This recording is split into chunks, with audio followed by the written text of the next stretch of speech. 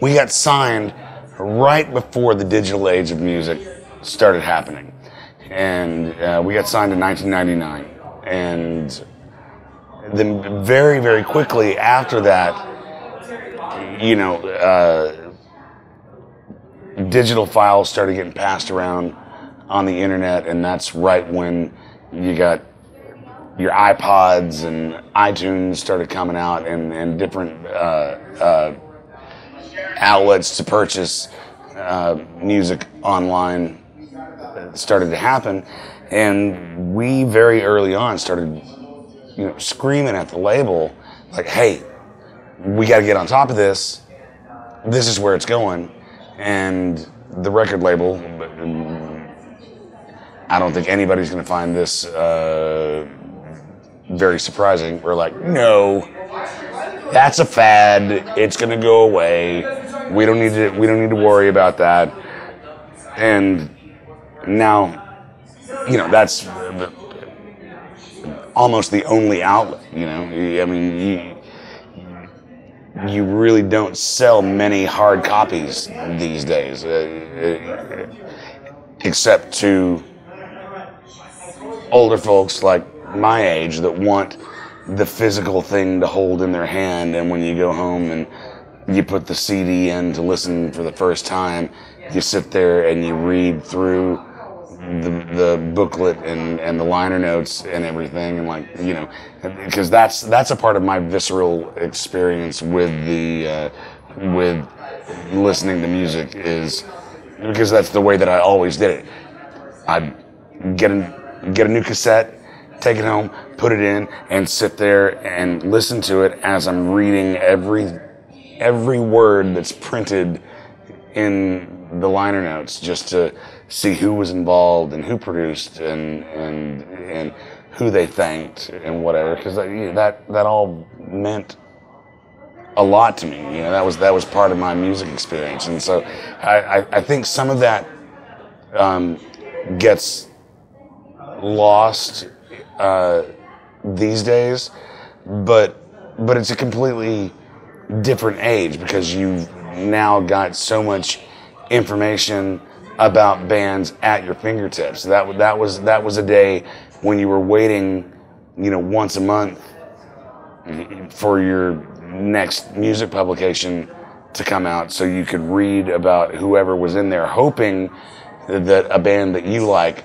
was going to be, reviewed or interviewed or something. And it was so few and far between the little tidbits of info that you got from people.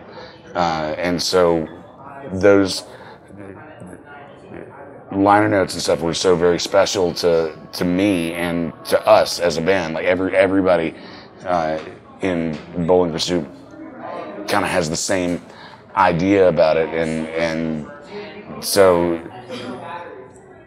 it's cool, because on album release day, we still all go to the local record store, and I go buy my own CD. It's because it's oh, I'm given something. At least it's a number that goes down in the books. It's I already paid for this once, but I'll pay for it again, because it's I get to go to the store and buy it and take it home, stick it in the player, and then sit there and read all this stuff that I've approved 4 and 5 times over, but it's still part of the experience. And so I think a lot of that whole kind of situation gets lost, but it's because there's so much information available about bands these days, because of the digital age that we live in, and with social media and stuff. People are so immediately interactive with their fan base. I think that's something that's lost on kids, or I say kids meaning everyone that comes to a show. That's just a general blanket statement that we call the people that come to the show our kids, in the same way that David Letterman calls everybody, all right, kids. So it gets lost on people these days because there's so much information already available to you. Like, there's not that little oh my God experience of sitting down and listening to it for the first time and getting to thumb through and look at things. But other than the loss of that experience, I think it's a great thing because you can bands can honestly record a song one day and then 2 days later you can present it to your fans, and so like I'm really happy the way that the digital era has treated our band, but I'm still an old school guy that likes to go to the store and flip through the racks and see what's there. Warped Tour will always be a punk rock tour because of the way that you have to do it, the way that you're, I say forced, but just forced by the situation of the entire thing. It's like you're not afforded the luxury of time on this tour, so it's not like you can duck away to your hotel, whatever, because every day you play at a different time, and you don't know when you're playing until about 9:30, 10 o'clock in the morning, and so you can't be somewhere miles away at a hotel in bed at 9:30 in the morning and find out that you're going on first that day. You can't find out that you're going on at 11 o'clock or 11:15 or something, and still be nice and cozied up in a bed half an hour away from the venue at that point. And so, like, everybody that is on this tour, all the bands that are on this tour are here all the time, constantly just doing the thing, and it's really cool. It creates a very interesting camaraderie between bands that might normally never ever meet, and in another way to answer the question, you say words like punk rock, and like, what is that? That's a doing, at least to me, doing things by your own rules, doing it by the seat of your pants. I mean, for Christ's sake, I'm wearing a Hank Williams t-shirt right now. I think Hank Williams was punk rock, or like before the idea of punk rock was even considered. Johnny Cash, I think, was absolutely punk rock. Willie Nelson, still to this day, is absolutely punk rock because he's fucked the system so many times and just gone around it, and gone around the government, for Christ's sake. Like that's, it's like, I'm gonna do this and I'm gonna do it my own way, and I'm gonna do it the best way that I know how, and that's without any of you guys, whatever that means, and so yeah, that's I think that's one of the big appeals of this tour is it's like just such a kind of, everybody's out here doing their own thing, and it doesn't matter what kind of music you're playing. Like, it's just this immersion in a musical world that's really, really cool for everybody. When we got asked to do the theme song for Phineas and Ferb, we were all really excited because the story that comes behind it is great. The two creators, Dan Povenmire and Swampy Marsh, started working together years and years and years ago as writers on The Simpsons. And evidently, in the writer's room, in the Simpsons crew, Bowling for Soup was something that was played quite often. And both of those folks left the show eventually, and Dan went on to be one of the original guys that worked on the Family Guy, and Swampy created another cartoon called. I do this every time. I can't remember. Rocko's Modern Life, about the wallaby. Like, it was a great cartoon. I watched it, but I can't ever remember what the name was. So then they came back together and were like, let's do this Phineas and Ferb show, and they got to deal with Disney. And whenever they got the green light for their show, they were like, you know what, we need, rather than some dude that just sits in a studio by himself and cranks out the theme songs, all day long, let's get a real band to do our theme song. And because of their connection from The Simpsons and the fact that they were listening to us together, they were like, all right, let's contact Bowling for Soup. And they got in touch with us, and 2 days later, they had their theme song, and it's been absolutely amazing. I apologize in no manner for the fact that we've done that. A lot of people have thought poorly of our band for doing something like that, but it's like, with that backstory, people come to you with that and ask you to do something for them. It's like, yes, we would love to be a part of this with you, and so that's why we've done it. It's a very, very smartly written show, and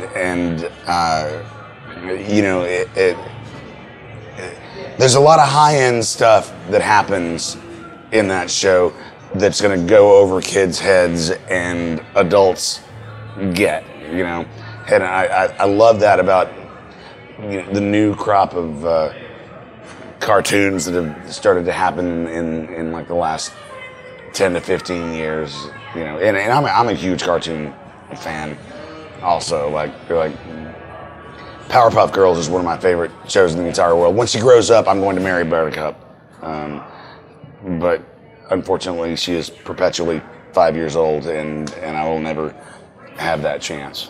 So, oh well. My life is nothing like I imagined it when I was young. And the fact that I've been able to be a part of a band that's had some success is super, super cool. Like, I decided that I wanted to be a musician when I was 7. And I remember the day that I decided that that's what I wanted to do. And kind of, pretty much everything that I have done in my life has been working towards this goal of just being a professional musician. But, back in that day, when I was that young, if you were a successful band, you played in arenas, and that's what you did. And that was my idea of it when I was a child, and it's so much cooler the way that it turned out, because it's like, playing to 2,500, 3,000, 4,000 people a night in theaters is so much cooler. I've done tons of shows in arenas, and you're such a disconnect with your audience. You can't look back halfway through the crowd and actually make eye contact with somebody who's having an amazing time. You can't see that. You can't take that all in. And don't get me wrong, I love playing those kind of shows. Like, right before we started Warped Tour, we just went. We were just in the UK for the Download Festival, and that's 85,000 people in front of you, and it's amazing. But you can't grasp the 85,000 people while you're doing it. It's like afterwards, looking at photos, and it's like, oh my God, yeah, that was so much huger than than I thought it was, because in my mind, it's all the first 10 rows and the people that I can actually see and, you know, make a bit of a connection with or whatever. And so it's completely different than I thought it would be, but it's everything that I wanted it to be. You know, I've been making a good living and supporting my family for 20 years, doing the thing that I love the most, that people told me I couldn't do, and we did it. And here I am, you know, having spent over half of my life in this band doing that exact same thing. And you know, there were super hard times, times that we were broker than broke, but we made it through and made it work, and now I'm sitting here talking to you guys, enjoying a cold beer after a very great day at the Vans Warped Tour. The best advice that I can give, like a new band starting up, is actually pretty horrible, because the best advice I can give is don't suck. Like, now let me qualify that statement. When we started as a band, we used to rehearse like 5 nights a week, 4 or 5 hours at a time. And so you show up at 10, we're done about 2, and it's just, it's like rehearse, like get a feel for what your band is. Know what your band is. Don't have this idea about what it's supposed to be and try to go for that. Know what exactly it is that you're doing, and then from that comes a confidence that you're doing what you're supposed to be doing, rather than you're trying to do something that you think you're supposed to be doing. And it makes a big difference, and I see it all the time, of bands that are trying to be something, and then bands that are something, and that only comes from, you know, spending time with your bandmates, spending time rehearsing your songs, and just playing together and becoming what you are. And you know, a lot of times you can't point that in a direction. You know, you can't say we want to do this and then become that. It's like you become whatever it is that the group of you can become together, and that's what's really, really cool about the whole thing, when it's actually a nice organic process like that. And that's the best advice that I can give. You know, love the people that you were in a band with. Learn to love the people that you were in a band with. The only reason that we've been a band for 20 years is the fact that we learned on the road. You know, everybody knows when to push buttons and when to stop pushing certain people's buttons. And, you know, if somebody's having a bad day, it's like, okay, don't mess with him today. Mess with this guy today. You know, or you know, you can tell when somebody hits their limit, and then you back off, and because, you know, you have to be able to get along, and you don't want anybody completely losing their shit out on the road in the middle of a tour and trying to go home and stuff like that. So anyway, words of wisdom. Hey.